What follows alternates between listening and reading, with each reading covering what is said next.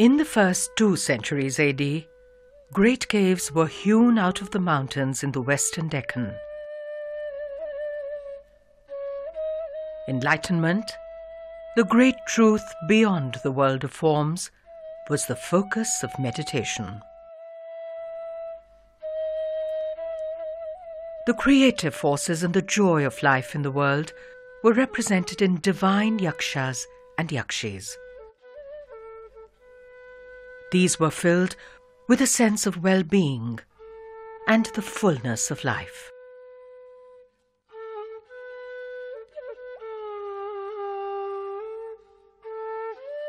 In central India by the 1st century, the Toranas or the gateways of Sanchi were completed. The enlightenment of the Buddha and the path of Dharma were represented by symbols which were universal to all religious streams in India. Yakshas, Yakshis, and the deity Lakshmi were presented in the art. In the plains of the Ganga and in Gandhara, in the first 2 centuries AD, images had come into being of the Buddha, Jaina Tirthankaras, and of Hindu deities. The fertile valley of the Krishna river was the cradle of civilization in the eastern Deccan.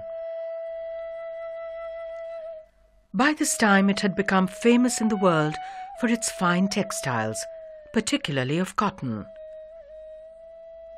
There was a flourishing trade with Rome, and large quantities of Roman coins have been found here. This area became one of the greatest centers of Buddhism, and over 140 early Buddhist sites have been listed in this region.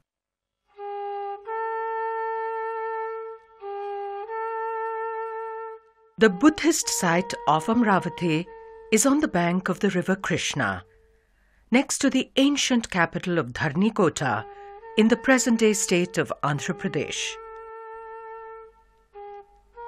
The history of the stupas at this site covers at least 1400 years, from the time of Emperor Ashoka in the 3rd century BC.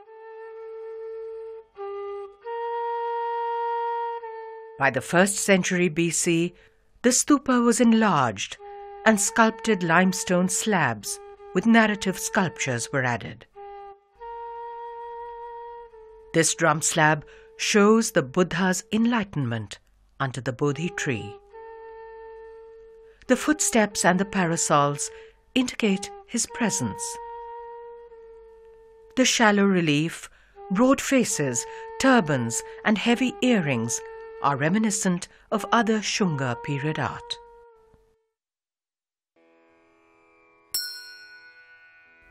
In the 2nd century AD, the Satavahanas extended their rule to the eastern Deccan.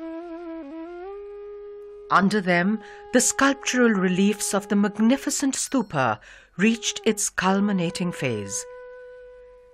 The entire stupa was covered with shimmering limestone slabs, with exquisite sculpture. An ornate stone Vedika was also added. Today, only a mound remains of the Maha Stupa or Great Stupa, as it is called in inscriptions. In its time, its glory was known throughout the Buddhist world. Fortunately, we have an idea of what the stupa looked like from depictions of it in the sculptural reliefs. This self-imaging of the monument is a tradition which continues from here onwards in Indian architecture. The Maha Stupa was 162 feet in diameter. The railings were richly sculpted. Their pillars, about 10 feet high, had full-blown lotuses in the center and half-lotuses on the top and the bottom. The lotus, which rises in beauty from murky waters, is a pan-Indian symbol of purity and transcendence. On the inner surface of the pillars were made narrative carvings of the life of the Buddha. The stories are told in greater detail here than was done earlier at Sanchi. From the 1st century AD onwards, artists in North India, around Mathura, and in the northwestern Gandhara region had begun to depict deities in human form. Earlier, symbols had been used to indicate the presence of Buddhas and Jaina Tirthankaras. Artists in the western and in the eastern Deccan took more time to break away from earlier conventions of the art, in which personalities had not been depicted. It is only in the 2nd century that the Buddha was depicted in art in the Deccan. This pillar narrative depicts the great departure. Prince Siddhartha rides out of his palace to renounce his worldly life. Below is the first sermon of the Buddha. The artist prefers to use the symbol of the chakra to depict the Buddha after his enlightenment. The coping of the railing is fully adorned with eternal themes. Often, a thick and luxuriant garland is depicted. It is reminiscent of the vine of the fullness and bounty of nature, which was seen in the 2nd century BC at Bharhut and later at Sanchi. It is carried by turbaned youths who would represent the urbane city dwellers of the prosperous Krishna valley. On entering the hallowed enclosure, to circumambulate the great stupa, the worshipper saw exquisite carvings on both sides of him. On his right, the drum of the sacred stupa had slabs that were about 6 feet high. Sculpted dome slabs rose another 11.5 feet above the drum. A world of Buddhist narratives was created, through which the worshipper moved as he went around the holy stupa. Sculpted scenes such as the birth of the Buddha would transport the viewer far from the everyday concerns of the mundane world. His soul would be lifted in response to the beauty and grace before him. In the rapt attention and divine contemplation on the faces of the attendant figures, the artists appear to have portrayed the devotion within themselves. It is a realm of gentleness and beauty which awakens the best within us. The Chitra Sutra, the ancient treatise on art making, states that the purpose of art is to transform us through the presentation of harmony and grace, to show us a glimpse of the eternal which underlies all of creation.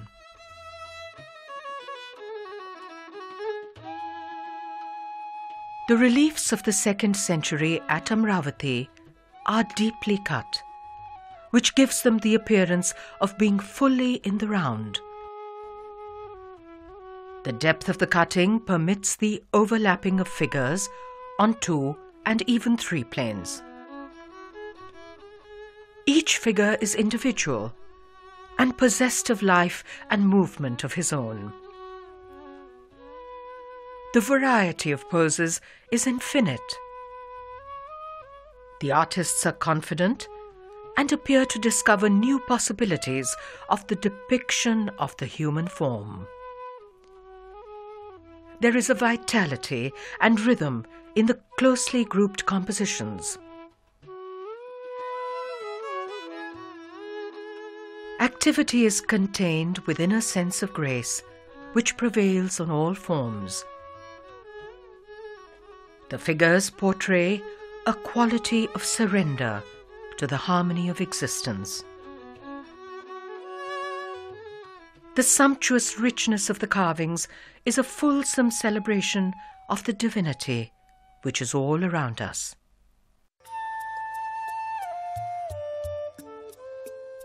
Since the Indus Valley civilization, India has been well known for its flourishing trade. Great centers of art have come up at junctions on internal and external trade routes. Greeks, Parthians, and others who stayed in India took to Indic beliefs and expressed their devotion to deities in numerous inscriptions. Commerce brought people from faraway parts of India and elsewhere together in a spirit of mutual understanding and appreciation. It is such a spirit of warmth and giving which is contained in donative inscriptions of this period across the whole of India. Here too, in the Krishna Valley, donations of sculptures were made for the benefit of all sentient beings of the world.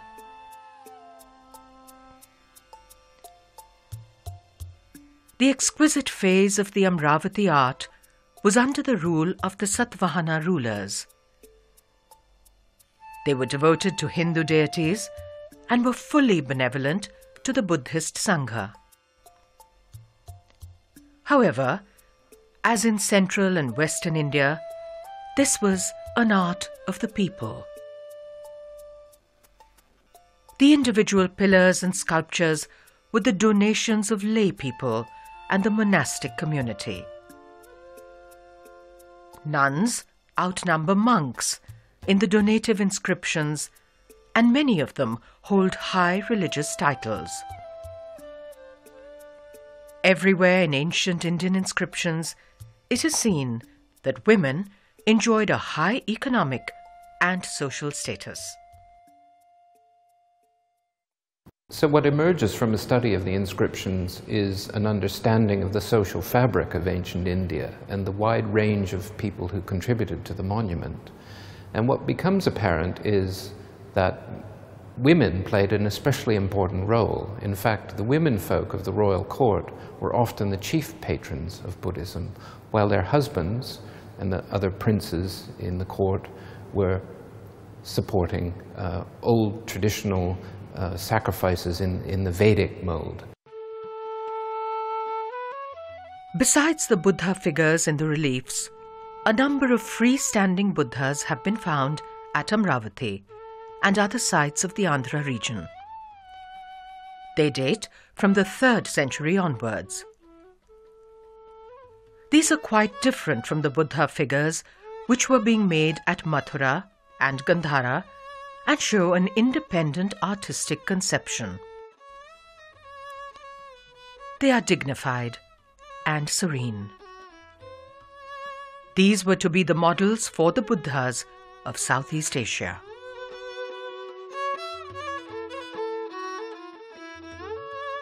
While the glorious Maha Stupa at Amaravati was made and sculpted in different stages, from the 1st century BC till the 3rd century AD, many other stupas were made in the Krishna River Valley. Their railings and drum slabs are a vast surviving corpus of the early art of Buddhism.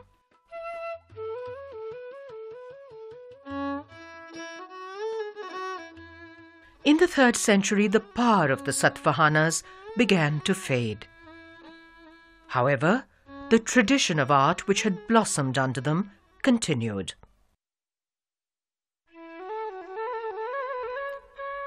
The Ikshvakus came to power in the 2nd quarter of the 3rd century and established a new capital called Vijayapura, or the City of Victory, in the Nagarjunakonda valley. The great Buddhist teacher, Nagarjuna, one of the most important proponents of Mahayana philosophy, was known to have lived here in the 1st or 2nd century AD.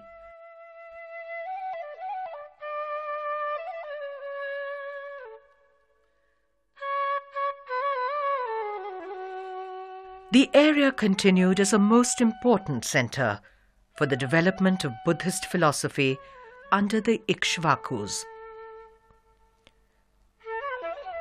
A large number of monastic establishments were founded here for the residence, study, and worship of at least 4 different sects of Buddhists. Unlike Amaravati, the remains at Nagarjunakonda have been systematically excavated and securely dated through inscriptions to the 3rd and 4th centuries.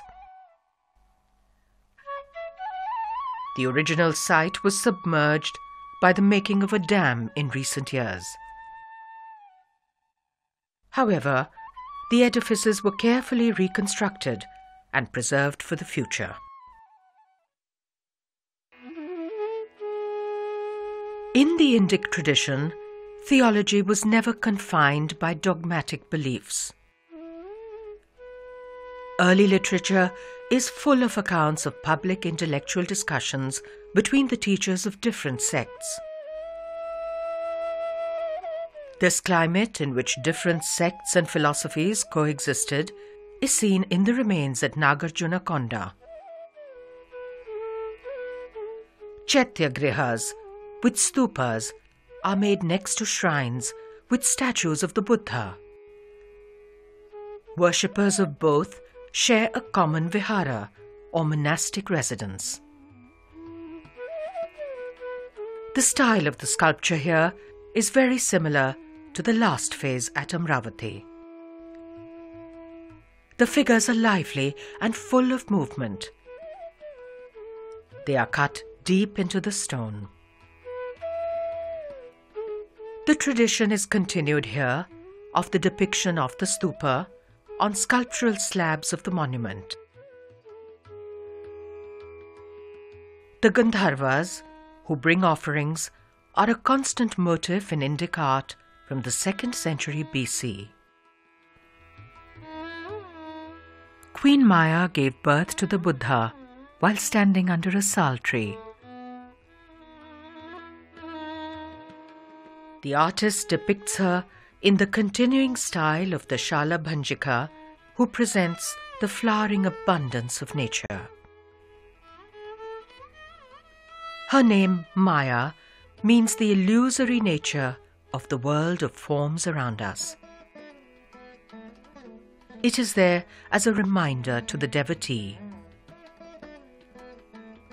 In Indic philosophy, it is constantly stated that deities are but a means for the realization of the truth, not a final aim in themselves.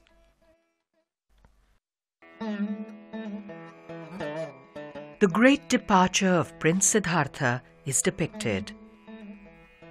Divine beings hold up the hooves of his horse Kantaka so that he may ride out of the palace silently.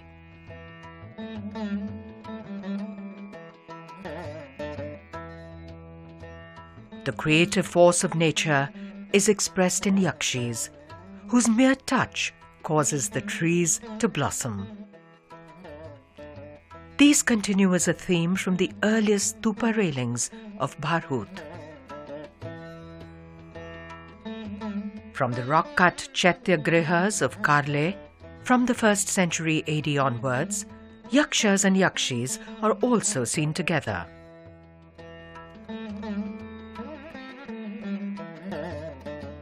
In their affection and togetherness, they represent the harmony and completeness of the natural order. As in the case of all major Buddhist monuments since the 2nd century BC, these were made under the rule of kings who worshipped Hindu deities themselves. However, In keeping with Indic traditions of dharma, they were fully benevolent to institutions of all faiths. As was often the case, some female members of the royal family were devoted to Buddhism and made personal donations to the monasteries. A number of Hindu temples were also made at Nagarjunakonda during the period. However, none have survived. The belief is in the oneness of the whole of creation. The sculptures were made, as donative inscriptions proclaim, for the benefit of all sentient beings.